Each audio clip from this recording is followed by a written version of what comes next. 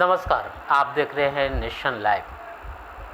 आज हमारे ख़ास बातचीत कार्यक्रम में हमारे साथ मौजूद है एक ऐसे शख्स, एक सामाजिक कार्यकर्ता होने के नाते इन्होंने हाल के दिनों में राजनीतिक पार्टी ज्वाइन की है। जी हाँ, ये हैं पटना सिटी के सुल्तानगंज के रहने वाले स्थानीय निवासी है और ये एक पेशे से बिजनेसमैन है, सामाजिक कार्यकर्ता। कई वर्षों से सामाजिक कार्य करते आ रहे हैं। इनको कहाँ से इच्छा जगी, कहाँ से प्रेरणा मिली, ये क्यों राजनीति करना चाहते हैं, वो है मोहम्मद सुहेल अंसारी। राष्ट्रीय कांग्रेस पार्टी के बिहार राज्य के महासचिव मोहम्मद सुहेल अंसारी। हम इनसे खास बातचीत करेंगे कि इनको कहाँ से प्रेरणा मिली, क्यों राजनीति करना चाहते हैं, आखिर राजनीति करके इनको क्या फ़ायदा होने वाला है, समाज को क्या फ़ायदा दिलाने वाले हैं। ये सभी मुद्दों पे हम इनसे खास बातचीत करेंगे। शुक्रिया आपका रजनीश भाई, आप यहाँ आए और आपके सहयोगी दोनों का शुक्रिया। मेरा राजनीति में आने का मतलब है लोगों की भलाई। मैं भलाई के लिए ही आया हूँ और इसीलिए कांग्रेस पार्टी मैंने ज्वाइन किया है। आसपास के लोगों को, मोहल्ले वाले को जब मैं देखता हूँ, बहुत गरीबी है, एजुकेशन बहुत पीछे है, स्कूल सही नहीं है, सारा सिस्टम चरमराया हुआ है। कोरोना काल में इतना परेशानी हुआ, लोगों की नौकरी चली गई, जॉब चली गई और रहने खाने का लाले पड़ गए, कोई पूछने वाला नहीं है। कोई भी राजनीतिक पार्टी आगे आके कुछ नहीं कर पाया लोगों की भलाई के लिए। तभी मेरा मन डोला और सोचा राजनीति ज्वाइन करूँगा और लोगों की मदद करूँगा। और लोगों की मदद करने के साथ साथ बहुत सारा काम मेरा है जो मेरे दिमाग में चल रहा है, सबको पूरा करूँगा। जैसे बिहार में स्कूल को ठीक करना, बच्चे की पढ़ाई, मेडिकल फैसिलिटी, और आने वाले समय में मैं कोशिश करूँगा कि यहाँ पे बिजली फ्री दूँ, पानी फ्री दूँ, बच्चे का स्कूल फ्री दूँ, मेडिकल फ्री दूँ, हॉस्पिटल बनाऊँ। बहुत सारा दिमाग में चल रहा है। आने वाले समय में देखिए क्या हो पाता है, ये सब लेके मैं चल रहा हूँ। वैसे सर, हम आपसे यहाँ पे ये चीज़ें जानना चाहेंगे कि पार्टियाँ तो कई हैं, कई बड़ी बड़ी पार्टियाँ भी हैं यहाँ पे, लेकिन आपने कांग्रेस को ही क्यों चुना? कांग्रेस को चुनने का मतलब ये है कि जितने भी अभी भारत में एम्स हॉस्पिटल हैं, जितने भी बड़े बड़े उद्योग हैं, वो सारे कांग्रेस की ही देन हो। चाहे वो हवाई अड्डा हो और जितना भी मतलब सरकारी संस्थान जो आज बेच रहे हैं, वो सब कांग्रेस के ही देन है। इन्होंने एक भी हॉस्पिटल नहीं बनाया, एक भी हवाई अड्डा नहीं बनाया, सिवाय बेचने के उन्होंने कुछ नहीं किया। तो क्या लगता है आपके आने से पटना ज़िला में, बिहार राज्य में आपके आने से कुछ मजबूती मिलेगी? देखिए, मेरा आने का मतलब ही है कि लोगों की भलाई। मैं जिस दिन लगूंगा कि मैं लोगों की भलाई नहीं कर पा रहा हूँ, तो शायद मैं राजनीति नहीं कर पाऊँगा। आने का मकसद ही वही है, गरीब की भला करना और एजुकेशन सिस्टम को ठीक करना और बिहार के और प्रगति के रास्ते पर लाना। यहाँ पे एक चीज़ जानना चाहेंगे कि अभी हाल के दिनों में पप्पू यादव भी जाप पार्टी से बिलोंग करते हैं, जैसा कि सुनने में आ रहा है कि वो कांग्रेस पार्टी में विलय होने वाले हैं। इससे आप इस पे क्या करना चाहेंगे आप? देखिए, आने वाला समय में तो मजबूती मिलेगी उनकी? मजबूती तो मिलनी चाहिए। अब आने वाला समय तो पार्टी तय करेगी क्या हो पाता है। आप अपने आपको जो पद मिला है महासचिव का, आप अपने पद का कैसे इस्तेमाल करेंगे? मेरा पद का इस्तेमाल करने का मतलब है कि जहाँ पे जो दिक्कत आएगी लोगों को, मैं एक ही बात कहता हूँ कि मैं लोगों की भलाई के लिए आया हूँ। अब किसी का कोई काम नहीं। कई मुद्दे होते हैं, जैसे शिक्षा, स्वास्थ्य और स्वच्छता, कई तरीके का आते हैं। उसमें आपको बिहार में क्या लगता है, सबसे पहले किस मुद्दों पे आपको काम करना चाहिए? शिक्षा को सबसे पहले सुधारना पड़ेगा।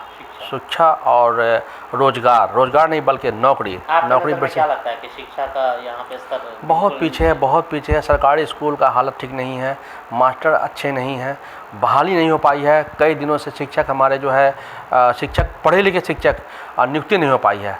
मतलब कई पद रिक्त हैं जो मतलब भरना चाहिए, बहुत पहले भरना चाहिए था। इससे हमारा जो पीढ़ी है वो बहुत पीछे हो गया पढ़ाई के मामले में। उसको सही करना पड़ेगा, पढ़ेगा तभी बढ़ेगा। इधर तो 2 साल से कोरोना काल भी चल रहा था, फिर से भी सब कुछ नॉर्मल होता जा रहा है। तो क्या लगता है कि फिर से सारी चीज़ें फिर पटरी पे आ रही है? हाँ, आ तो रही है, लेकिन गरीब और गरीब हो गया है, अमीर और अमीर हो गया। उसका वजह ये है कि नौकरियाँ चली गई हैं, बिजनेस चला गया है, सारे लोग कर्ज में हैं, सारे लोग अपना अपना सोना घर का गिरवी रख के खर्चा चला रहे हैं। महंगाई इस कदर चरम सीमा पे है कि वो जितना कमाते हैं उसमें पूरा नहीं हो पाता है। बहुत बुरा हाल है, बहुत बुरा हाल है। मतलब कहने को तो सब ठीक चल रहा है, लेकिन कुछ ठीक नहीं चल रहा। देखिए, कहने को तो आदरणीय मुख्यमंत्री जी ने बहुत काम किया है, लेकिन कोरोना का लेके हालात बहुत बुरा है। जॉब चले जाने की वजह से बच्चे का स्कूल में एडमिशन नहीं हो पाया है, पढ़ाने के लिए पैसा ही नहीं है, और स्कूल से जैसे ही एडमिशन होता है रिमाइंडर पर रिमाइंडर आता है। रोज़गार है ही नहीं, नौकरी है ही नहीं, बिजनेस है ही नहीं, तो कहाँ से बच्चे को पढ़ाएगा। यही वजह है कि बच्चा का स्कूल छूट रहा है, बच्चा पीछे जा रहा है। पढ़ने के अलावा पढ़ाई तो सबसे ज़्यादा ज़रूरी है, खाना कम खाए लेकिन पढ़ाई पहले करे। लेकिन हालात ऐसा है कि क्या बताया जाए। आपकी पार्टी ने तो पिछले लॉकडाउन में माननीय जो राष्ट्रीय अध्यक्ष भी है कांग्रेस के राहुल गांधी जी ने भी कई बार मोदी सरकार से भी इस चीज़ पे आग्रह किया था कि कुछ रियायत दीजिए, लेकिन रियायत नहीं दिया गया। जनताओं के हित के लिए कुछ वैसा कदम नहीं किया गया। क्या लगता है आपको? नहीं, वो सही बात है, क्योंकि हालात ऐसा है, देश का टैक्स का जितना पैसा सब बर्बाद हो रहा है। टैक्स का पैसा अगर सही से इस्तेमाल होता तो आज देश का हालत ऐसा नहीं होता। महंगाई अपने चरम सीमा पे है। टैक्स 18% जब से जीएसटी आया है बर्बाद हो गया है देश। और अभी रुके हाँ, तो महंगाई इतना बीजेपी सरकार में महंगाई इतनी बढ़ गई है कि खाने पीने के लाले पड़ गए हैं, और देश की उन्नति क्या होगा, सारे लोग अभी घाटे में जा रहे हैं। हम अभी यहाँ पे हम आपसे एक सवाल रोकना चाहेंगे, यहाँ पे रोक के हम एक सवाल लेना चाहेंगे वहाँ से। अभी 10 तारीख को यूपी चुनाव होने जा रही है, क्या लगता है आपकी सरकार का क्या स्थिति वहाँ पे? बम्पर जीत हम लोग की आ रही है यूपी सरकार में, यूपी में, और बीजेपी का वहाँ सफाया होने जा रहा है। सुपड़ा साफ है, एकदम सुपड़ा साफ है। और इन लोगों ने जो काम किया है बर्बादी का यूपी सरकार ने, उसका रिजल्ट 10 तारीख को दिखेगा, आपको साफ साफ दिखेगा आने वाले समय में क्या होने वाला है यूपी में। मतलब क्या लग रहा है कि जैसे कि कल हमने एग्जिट पोल भी देख रहा था, वहाँ पे कुछ सीटें ही बताया जा रहा है, और योगी फिर से एक बार कर रहे थे इस तरह। यही हाल तो कलकत्ता में भी था, दीदी गई, क्या हुआ वहाँ पे एग्जिट पोल फेल हो गया आपका। यहाँ भी वही होने वाला है, वहाँ पे भी कांग्रेस सरकार आने वाली है फिर से। एग्जिट पोल को आप बिल्कुल निरस्त करते हैं आप? बिल्कुल। कलकत्ता का आप देख लीजिए ना, आपका पिछले बार जो चुनाव हुआ कलकत्ता में, उसमें क्या हुआ था, एग्जिट पोल दिखला रहा था कि बीजेपी बहुत आगे है। रिजल्ट आ गया, समझ में आ गया कितना आगे है। एग्जिट पोल तो फेल होता ही है, वो तो आपका अनुमान है ना, गिनती थोड़े हुआ वहाँ पे। इस बार बम्पर सीट लाने जा रही है कांग्रेस? इंशाल्लाह कांग्रेस यूपी में सरकार बनाने जा रही है जी। आप लोग को भी इससे कुछ फ़ायदा मिलेगा? आपको बिल्कुल मिलेगा, पूरे देश को फ़ायदा मिलेगा, बिल्कुल फ़ायदा मिलेगा। जितना जिस भी सरकारी योजना सबका फ़ायदा मिलेगा, हर तरफ से मिलेगा। जैसा कि अभी सुन रहे हैं, अभी पूरी देश की राजनीति में अभी कहा जा रहा है कि बीजेपी को बहुत बड़ी पार्टी मानते हैं लोग, और कांग्रेस धीरे धीरे लोग रिज़ाइन कर के कई नेताओं अब दूसरी पार्टियां में जाने लगी है। क्या कहना चाहेंगे आप? बीजेपी का विलय होना शुरू हो गया है। पहला इनका विलय शुरू हुआ है झारखंड से, झारखंड में इनकी सरकार थी, चली गई। उसके बाद महाराष्ट्र से इनकी सरकार चली गई। उसके बाद आपको करीब सब जगह से इनका, बंगाल में भी इन लोगों ने पूरा जोर लगाया, कुछ नहीं हुआ, नहीं मिल पाया। बंगाल में भी इनको सीट नहीं मिला, दिल्ली में भी इन्होंने जोर लगाया। अब हर जगह से इन लोग का सुपड़ा साफ होने जा रहा है। आहिस्ता आहिस्ता आने वाले समय में बीजेपी भी बहुत छोटा पार्टी बन के रह जाएगा, बन जाएगा। क्या लगता है इस बार जब अब एक दिन और बाकी है यूपी का रिजल्ट आने में, तो वहाँ पे बीजेपी इस बार सरकार नहीं बना रही है, कहीं से नहीं बना रही है। इस बार कांग्रेस सरकार बनाएगी 100%।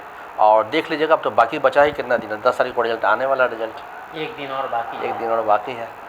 एक चीज़ हम आपसे और आप जानना चाहेंगे, बस नीतीश कुमार जी का भी बिहार में भी अब 2 साल हो चुके हैं पूरे। आपका आने वाले चुनाव के लिए क्या तैयारियां चल रही है आपकी पार्टियां में? बिल्कुल तैयारियां चल रही हैं, और आने वाले समय में 2024 में हम लोग सरकार, मुख्यमंत्री हमारा होगा इंशाल्लाह। और हम लोग काम करेंगे, सिर्फ दिखावे के लिए नहीं। जितना मतलब राज्य को तरक्की पर लाने के लिए जो योजनाएँ होगी, जो ताकत हो वो लगाएंगे। और वहाँ पे चाहे वो सिस्टम को चेंज करना पड़ा, जैसे सरकारी संस्थान में जो भी हो, जो अभी करप्शन चल रहा है, ये चल रहा है, कोई काम थाने में जाइएगा तो FIR नहीं हो पाता है, वो सब पे हम लोग कार्रवाई करेंगे। आने के बाद कहाँ पे लूप होल है उसको पकड़ेंगे कि भाई जनता को क्यों तकलीफ़ हो रहा है। जनता ही से आप हैं, आपसे जनता नहीं है, तो जनता का सेवा करना ही हमारा धर्म है, और इसीलिए हम राजनीति पे आए हैं। तो ये थे हमारे साथ में खास बातचीत कर रहे थे मोहम्मद सुहेल अंसारी जी। ये बिहार राज्य महासचिव, कांग्रेस पार्टी के महासचिव हैं, और इन्होंने हाल के दिनों में राजनीति ज्वाइन किया। जैसा कि इन्होंने खास बातचीत में बताया है कि जनता के हित के लिए, जनता की लड़ाई के लिए, जनता के हक के लिए ये राजनीति पार्टियां ज्वाइन किए हैं। चूँकि इनको राजनीति पार्टियां से इनको ऊर्जा मिलेगी और एक मजबूती मिलेगी, किसी पद पे रह के तभी ये जनता की सेवा कर पाएंगे। इन्होंने कई मुद्दों पे हमारे साथ में खास बातचीत कर रहे कि ये बदलाव चाहते हैं और अपने संगठन को मजबूत करना चाहते हैं। कांग्रेस पार्टी कोई छोटा पार्टी नहीं है। पिछले कई ज़मानों से कांग्रेस पार्टी ने कई राज्यों में अपनी पकड़ बनाया है, सरकार बनाई है। इस बार भी ये बता रहे हैं, एग्ज़िट पोल को बिल्कुल ये निरस्त करते हुए ये दावा कर रहे हैं कि 10 मार्च को यूपी का रिज़ल्ट आना है और उसमें इनकी सरकार, कांग्रेस पार्टी की सरकार बनाने जा रही है। तो कहीं ना कहीं मोहम्मद सुहेल अंसारी जी ये राजनीतिक पार्टियां ज्वाइन की है तो पार्टी को ज़रूर बिहार राज्य में ज़रूर एक मददगार साबित होगा। और ये कुछ युवाओं को भी अपील कर रहे हैं, कुछ युवाएं हैं, कुछ नौजवान आएंगे, कुछ समाज सेवी इनके साथ जुड़ेंगे और ये अपने समाज के बदलाव करना चाहते हैं। कई मुद्दों को ये लेकर आया है, शिक्षा, स्वास्थ्य और भी कई मुद्दे हैं। उन मुद्दों पर ये काम कर रहे हैं और इनका कार्य लगातार जारी रहेगा। तो आने वाले समय के लिए इंतज़ार कीजिए। फिर अगले कड़ी में फिर हम किसी ऐसे शख्स से फिर हम मुलाकात करवाएंगे। तब तक के लिए नमस्कार।